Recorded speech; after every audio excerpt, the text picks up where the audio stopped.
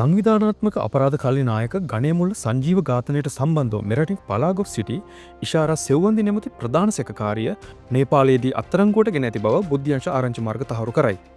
ඇය සමග තවත් 5 දෙනෙක් නේපාල පොලිසිය අත්අඩංගුවට පත් ඇති අතර මෙම තොරතුරු නිල වශයෙන් තහවුරු කර ගැනීම සඳහා නේපාල බලධාරීන් සමග සාකච්ඡා කරමින් සිටින බව පොලිස් මාධ්‍ය ප්‍රකාශකවරයා ප්‍රකාශ කළේය.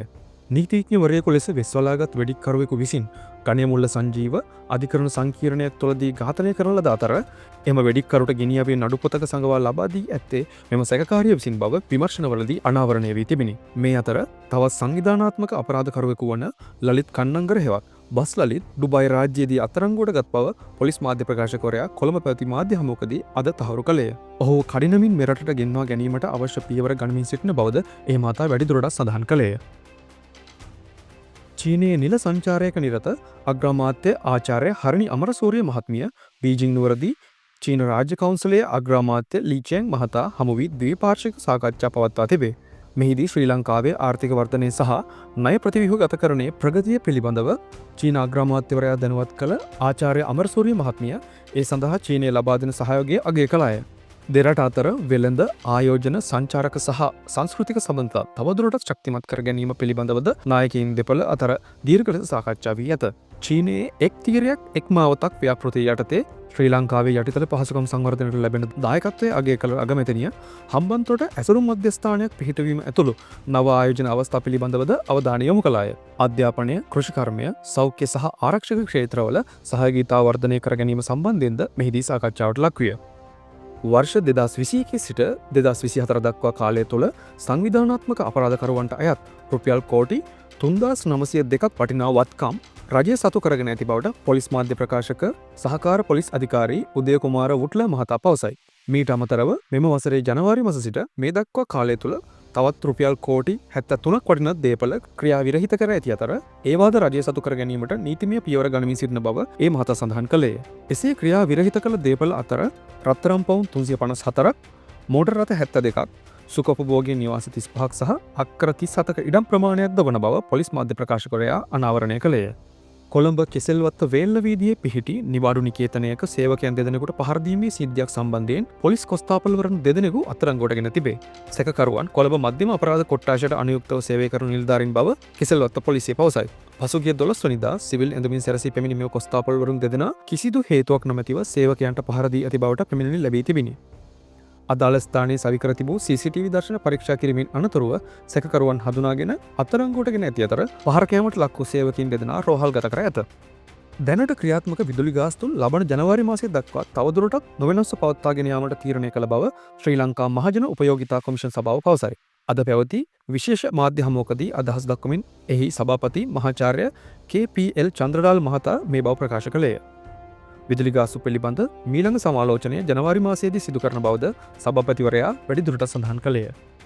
තංගල්ල රැකව මුහුදු තීරයට ඔබ්බෙන් වූ ගැඹුරු මුහුදේ පාවෙමින් තිබූ මද්‍රව්‍ය අඩංගු බවට සැකකරන මළු 30ක් පමණ නාවික හමුදාව විසින් සොයාගෙන තිබේ. නාවික හමුදා මුර යාත්‍රාවක නිලධාරීන්ට අද පෙරවරුවේ මෙම මද්‍රව්‍ය තොගේ හමු වී ඇති අතර එය තංගල්ල දීවරවරාය වෙත රැගෙනීමට නියමිතය. මෙම මළුවල අයිස් මද්‍රව්‍ය අඩංගු විය හැකි බවට පොලිසිය සැකපල කරන අතර තංගල්ල පොලිසිය වැඩිදුර විමර්ශන සිදු කරයි. අරගලය පැවති සමයේ ගිනිබත් කරන ලද මහවැලි අධිකාරයට අයත් දේපල සඳහා නිලධාරීන්ට බලපෑම් කර වන්දි ලබාගත්තේ යැයි චෝදනාව මත රක්ෂිත බන්ධනාගාර ගත කර සිටි හිටපු රාජ්‍ය අමාත්‍ය ශෂීන්ද්‍ර රාජපක්ෂ මහතාට ඇප නියම කිරීමට කොළඹ ප්‍රධාන මහේස්ත්‍රාත් අසංක එස් බෝදරගම මහතා අද නියෝග කළේය. සැකකරුගේ රෝගී තත්ත්වය සහ විමර්ශනවල ප්‍රගතිය සලකා බලා රුපියල් 50,000ක මුදල් ලැපයක් සහ රුපියල් ලක්ෂ 20 බැගින් වූ ශරීර ඇප 3ක් මත ඔහුව මුදා හැරීමට නියෝග කරනු අතර විදේශ ගමන් තහනමක්ද පනවා තිබේ. ලංකා ගවර්න්මන්ට් ක්ලවුඩ් සේවාවේ ඇති වූ තාක්ෂණික දෝෂයක් හේතුවෙන් රාජ්‍ය ආයතන කිහිපයකම ඔන්ලයින් සේවාවන් අඩාල වී තිබේ. උප්පැන්න, විවාහ, මරණ සහතික නිකුත් කිරීම, ආදායම් බලපත්‍ර ලබා ගැනීම, පොලිස් නිෂ්කාශන වාර්තා ලබා ගැනීම ඇතුළු සේවා රැසකට මෙයින් බලපෑම් එල්ල වී ඇත. තොරතුරු හා සංනිවේදන තාක්ෂණ නියෝජිත ආයතනය සඳහන් කරන්නේ සේවාවන් කඩිනමින් යථා තත්ත්වයට පත් කිරීමට ඉංජිනේරුවන් කටයුතු කරමින් සිටින බවයි. මාළඹේ තලාහේන ප්‍රදේශයේ විදුලි ට්‍රාන්ස්ෆෝමරයක තඹකම්බි සොරකම් කිරීමට උත්සාහ කළ පුද්ගලයෙකු විදුලි සැර වැදීමෙන් මිය ගොස් ඇතැයි මාළඹේ පොලිසිය පවසයි. අද උදෑසන ලැබුණු තොරතුරකට අනුව සිදු කරන ලද පරීක්ෂාවේදී ට්‍රාන්ස්ෆෝමරයේ අසල වැටී සිටි පුද්ගලයා මුල්ලේරියාව රෝහලට ඇතුළත් කිරීමේදී මිය ගොස් ඇති බවට තහවුරු වී තිබේ. වයස අවුරුදු 35ත් 40ත් අතර වී පසුවන මියගිය පුද්ගලයාගේ අනන්‍යතාවය මෙතෙක් තහවුරු කරගෙන නොමැත.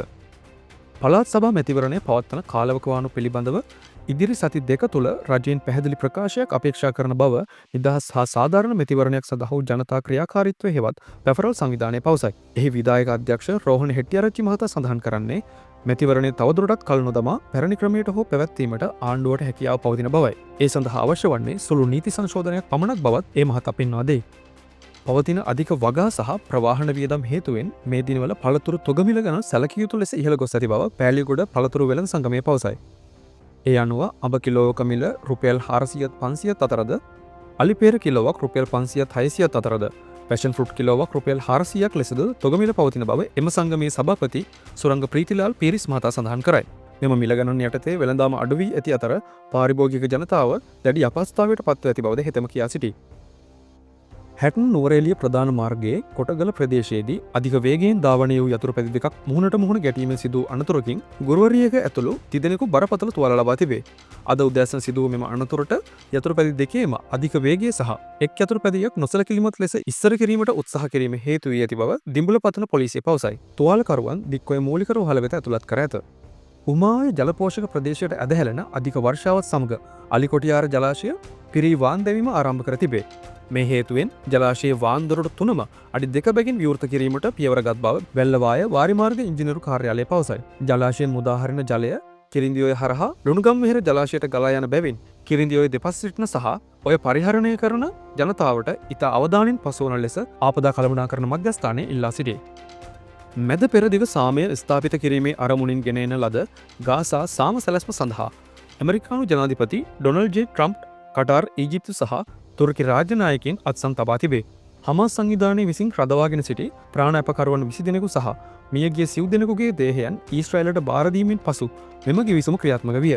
ඊට ප්‍රතිචාර ලෙස ඊශ්‍රායලය විසින්ද පලස්තීන සිරකරුවන් 250 දෙනෙකු සහ චෝදනා රහිතව රඳවාගෙන සිටි 1700කට අධික පිරිසක් නිදහස් කර ඇත. මෙම සිරකරු හෝමාරුවෙන් පසු දෙපාර්ශ්වයේම ජනතාව සිය ආදරණීයන් නැවත පිළිගනු ලැබුවේ දැඩි සංවේදී වාතාවරණයක් තුළදීය. ඊශ්‍රායල පාර්ලිමේන්තුව අමතමින් ජනාධිපති ට්‍රම්ප් මෙම සිදුවීම නව මැද පෙරදිගක ඓතිහාසික උදාවක් ලෙස හැඳින්විය. 2025 ඔක්තෝබර් මාස 15 වන දිනය සඳහා කාලගුණ අනාවැකිය. දිවයිනේ බොහෝ ප්‍රදේශවල පස්වරු 1කින් පමණ පසුව වැසි හෝ ගිගුරුම් සහිත වැසි ඇතිවේ.